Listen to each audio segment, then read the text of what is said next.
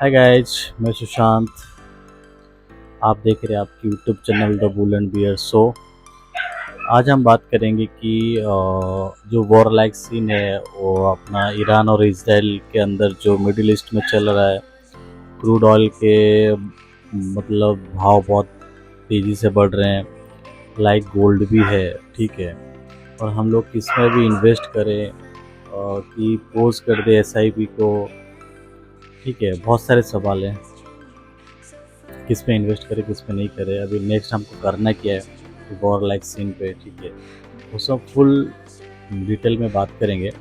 उससे पहले मेरे चैनल में जो नया है प्लीज़ जाकर सब्सक्राइब कीजिए पहले, और लाइक और कमेंट कीजिए ज़रूर, और फ्रेंड के साथ शेयर कीजिएगा, ठीक है। चलिए हम डिटेल में बात करते हैं, की बात कर लेते हैं, ठीक है। अभी जो ईरान और इसराइल के वॉर चल रहा है उनका पहले हुआ यूँ कि जैसे लाइक इसराइल ने पहले ईरान के ऊपर अटैक किया। रीज़न क्यों दिया, कहाँ पे अटैक किया? जैसे पहले उनकी एयर बेसिस है, मिलिट्री बेसिस है, ठीक है, हवाई अड्डा है, और जो उनकी न्यूक्लियर जहाँ बना रहे वहाँ पे भी उन्होंने अटैक कर दिया। रीज़न क्या दिया? देखो, ईरान इतना बड़ा देश है बराबर, इसराइल उसके सामने बहुत छोटा है। वो इसराइल क्या करना चाह रहा है अभी, वो मिडिल ईस्ट को अपने अंदर, मिडिल ईस्ट को कब्जा करना चाहता है, ठीक है। तो वो करने नहीं देगा ईरान, ठीक है। तो वो चाहता है कि उनके जहाँ पे न्यूक्लियर बॉम्ब मतलब बनाते हैं वहाँ पे उन्होंने किया है। तो वो चाहता है कि हमारे ऊपर अटैक ना कर दे, इसलिए उन्होंने ईरान के ऊपर अटैक कर दिया, ठीक है ना। लेकिन ईरान तो चुप नहीं बैठेगा, वो सामने 400-500 ड्रोन अटैक किया इसके ऊपर, इसराइल के ऊपर, ठीक है। सॉरी। तो अपनी ट्रम्प चाचा जो है उन्होंने हाथ खड़ा कर दिया कि देखो इस दोनों के बीच में हम नहीं हैं, तो हमारे ऊपर नहीं अटैक होना चाहिए। अगर हमारे ऊपर आप लोग अटैक करोगे तो हम फिर वॉर पे आ जाएंगे। Israel's strikes on Iran's nuclear and military sites are a really big deal. Here are 3 reasons why. First, Israel has been threatening to do this for a long time, saying Iran's nuclear program poses an existential threat to it.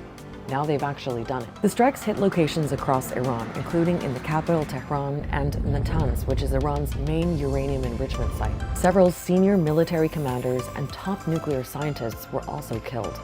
For years, Israel has been trying to persuade other countries that taking out Iran's nuclear capability is the right approach.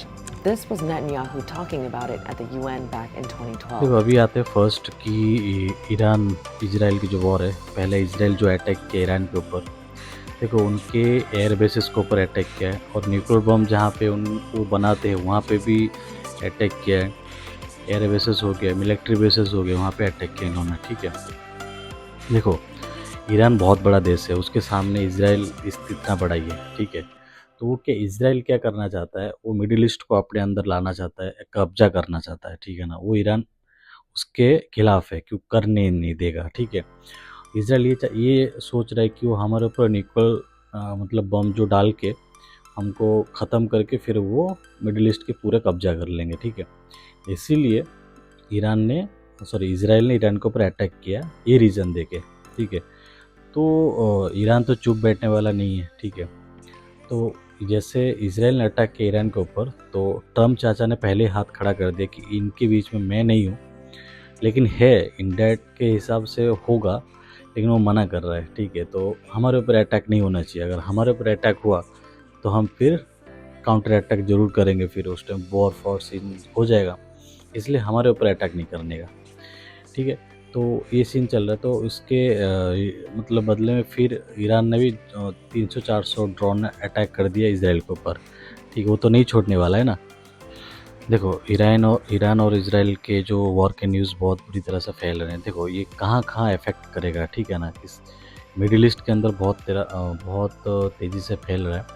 कहाँ का effect करेगा कि अपने world की economy के ऊपर effect करेगा, कि इंडिया की इकोनॉमी के ऊपर इफ़ेक्ट करेगा, कहाँ करेगा, ठीक है। ये जो क्रूड ऑयल, देखो जैसे ही वॉर स्टार्ट हो क्रूड ऑयल की दाम भाव बढ़ गया, ठीक है। तो देखो जैसे अगर ऐसे वॉर हुआ, अगर इसमें अमेरिका भी शामिल हो गया तो ठीक है, तो क्रूड ऑयल के भाव $100 से ऊपर जा सकता है, ठीक है ना। इसके साथ अपना गोल्ड भी जा सकता है, क्योंकि ऑब्वियसली अगर वॉर लाइक सीन होता है तो सब क्या करते हैं कि पैसे इक्विटी मार्केट से, स्टॉक मार्केट से निकालते हैं, निकाल के सैप एसिड में डालते हैं। सैप एसिड लाइक से एफडी हो गया, गोल्ड हो गया, उसमें डालते हैं। तो इसके मतलब क्या, गोल्ड के भाव बढ़ते हैं, ठीक। गोल्ड, क्रूड ऑयल के भाव बढ़ेंगे तो सारी पूरी वर्ल्ड की जो हवा टाइट हो जाएगा, ठीक है ना। और मिडिल ईस्ट जैसे ईरान हो गया, जैसे वो स्टॉक करके रखा है ऑयल, जैसे ही वॉर स्टार्ट हुआ तो वो क्या करेगा, ऑब्वियसली क्रूड ऑयल भागेगा, कच्चा तेल, ठीक है। देखो ऑब्वियसली अभी अगर जैसे ही ये न्यूज़ स्टार्ट हुआ तो क्रूड ऑयल के भाव बढ़ गए, ठीक है ना, 70-80 डॉलर जैसा हो गया। जैसे इसके अंदर अगर इंटरफेयर करेगा जैसे ट्रम्प, अमेरिका, तो और मतलब भाव बढ़ जाएंगे क्रूड ऑयल के, कच्चा तेल की।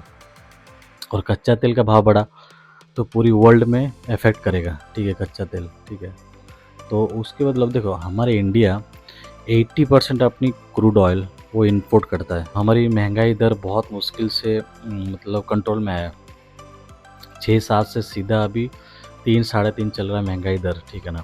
ऑब्वियसली अगर ये क्रूड ऑयल के भाव बढ़ते हैं तो पूरी वर्ल्ड की महंगाई दर बढ़ जाएंगे, ठीक है ना। इंडिया मुश्किल से अभी देखो जैसे थाली में पोस्ट सजाए दिया था पूरा खाना, ठीक है ना, खाने ही वाला था तो ऐसे कुछ हो जाता है ना, थाली गिर जाता है, नहीं तो कुछ होता है, खा नहीं पाते, ऐसा सीन हो गया।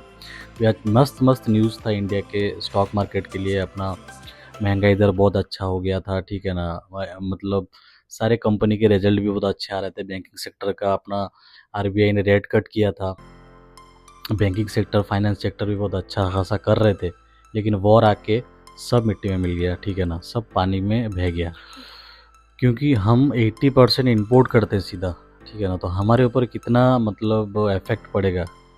क्योंकि ऑब्वियसली तेल के दाम बढ़ जाएंगे, क्रूड ऑयल के दाम, तो सब क्रूड ऑयल से ही होता है आना जाना जो भी है, ठीक है ना। बहुत सारे सेक्टर भी हैं, तो ये क्रूड ऑयल के दाम बढ़ने से इफेक्ट पड़ेगा सेक्टर में भी, ठीक है ना। देखो ईरान और इसराइल के जो वॉर हो रहा है उसमें हमारे कंपनी भी, इंडिया की कंपनी भी बिजनेस करता है, उसमें भी कौन सी स्टॉक में गिरावट आएगा उसकी बदौलत। देखो अदानी पोर्ट हो गया, टाटा के बहुत सारे ग्रुप, टाटा के बहुत सारे स्टॉक हैं, विप्रो, टेक महिंद्रा, इन्फोसिस, एसबीआई, ठीक है, ऐसे 12 कंपनी है जो ईरान और इसराइल के उस पर बिजनेस करता है। तो वहाँ पे अगर वॉर होगा तो इन पे इफेक्ट आएगा, ठीक है। और क्रूड ऑयल के भाव बढ़ेंगे तो उसमें तो इंडिया तो आने ही वाला है कुछ, ठीक है ना, महंगाई दर बढ़ने ही वाला है, तो वो होगा, ठीक है ना। तो शॉर्ट अभी देखते हैं अभी करना क्या है। देखो शॉर्ट टर्म में भी देखो मार्केट ऊपर नीचे रह गई, क्योंकि देखो कभी कुछ भी न्यूज़ आ सकता है, जैसे अच्छा न्यूज़ आ सकता है तो मार्केट ऊपर जाएगा, बुरा न्यूज़ आएगा जैसे अमेरिका इन्वॉल्व हो गया इसके अंदर तो उसमें मार्केट नीचे जाएगा, ऐसे बहुत कुछ। फिर इसमें कोई हमला करेगा तो उसमें ऊपर जाएगा, नीचे, ऐसे हो सकता है शॉर्ट टर्म के लिए, ठीक है। देखिए और एक चीज़ है, अभी ये वॉर जैसे जैसे बढ़ेगा, अगर बढ़ा तो गोल्ड के भाव और बढ़ेंगे, 1 लाख से तो ऊपर चला गया है, और बढ़ेंगे। अभी भी टाइम है आपके पास, गोल्ड में इन्वेस्ट कीजिए, नहीं तो डायरेक्ट गोल्ड में, नहीं तो ना करके गोल्ड ETF में इन्वेस्ट कर सकते हो, ठीक है। ये सब तो हो गया शॉर्ट टर्म में, जो मैंने आपको बोला वो शॉर्ट टर्म में अभी ऊपर नीचे हो ही सकता है मार्केट, शॉर्ट टर्म ट्रेडर हो कि शॉर्ट टर्म इन्वेस्टर हो, ठीक है। लॉन्ग टर्म के लिए अपने को सोचने का नहीं है, ठीक है, लॉन्ग टर्म के लिए अपने कोई प्रॉब्लम नहीं है। लॉन्ग टर्म में हमेशा मार्केट ऊपर ही जाता है, निफ्टी, ठीक है, उसमें कोई प्रॉब्लम नहीं है लॉन्ग टर्म में, ठीक है ना। अभी अपना देखो FII यहाँ से माल निकाल रहे हैं, आपको पता ही है, इंडियन मार्केट से माल निकाल के अभी सैप एसेट में जा रहे हैं, लाइक FD, नहीं तो अपनी गोल्ड, इसीलिए बोल रहा हूँ गोल्ड में आप ETF कर सकते हो, ठीक है ना। अभी एक चीज़ है, ये जो प्रॉब्लम हो रहा है कौन से सेक्टर के अंदर इम्पैक्ट डालेगा, मतलब, ठीक है ना, ज़्यादा। देखो एक चीज़ है पेंट, ऑयल और गैस, पेंट और ऑयल और गैस में इम्पैक्ट डाल सकता है, क्योंकि वहाँ पे अगर जितना अगर वॉर बढ़ा तो यहाँ पे इफेक्ट होगा ही होगा, ठीक है। अभी कौन से सेक्टर है कि उसमें हम अभी पैसे डाल सकते हैं, वो सबसे बड़ी क्वेश्चन मार्क है, ठीक है। तो मेन अभी क्वेश्चन मार्क है हम अभी कौन से सेक्टर में पैसा डालें, ठीक है ना। वॉर लाइक सीन पे अभी मार्केट ऊपर नीचे होता ही है। सेफ अभी जो सेक्टर है मेरे हिसाब से डिफेंस सेक्टर, ठीक है ना। हर देश अभी अपने डिफेंस सिस्टम को मजबूत करना चाहता है, और इंडिया के लाइक अभी हो गया है पाकिस्तान के साथ, ठीक है ना। अभी बहुत सारे नया कुछ ला रहे इंडिया की डिफेंस सेक्टर में, डिफेंस सरकार ला रहे, तो पैसे बहुत अभी इन्वेस्ट करने वाले उसके अंदर, ठीक है। तो और स्टॉक अब स्टॉक हो कि डायरेक्ट अपना एसआईपी करो, म्यूचुअल फंड में, डिफेंस की म्यूचुअल फंड में तो ईटीएफ करो, ठीक है। ये एक सेक्टर है, तो इसमें पैसा आप डाल सकते हो अभी के लिए, तो टेंशन लेने की ज़रूरत नहीं है। वॉर आएगा जाएगा, ठीक है ना, वो तो हो ही रहा है, ठीक है। अभी हम ट्राई करेंगे, कोशिश करेंगे, क्या कोशिश कर सकते हैं, प्रे कर सकते हैं कि वॉर ना हो, ठीक है। तो गाइस बात वही है कि अभी हमको टेंशन लेने की ज़रूरत नहीं है। हम तो भाई लॉन्ग टर्म में मार्केट ऊपर ही जाता है, टेंशन लेने की ज़रूरत नहीं है। हम चाहते हैं कि वॉर ना हो। जैसे अपनी इंडिया में अच्छा खासा न्यूज़ चल रहा था, मार्केट ऊपर जाने ही वाला था, ऐसे कुछ होके सारा कुछ पानी में बह गया, ठीक है ना। अभी देखते हैं क्या होता है।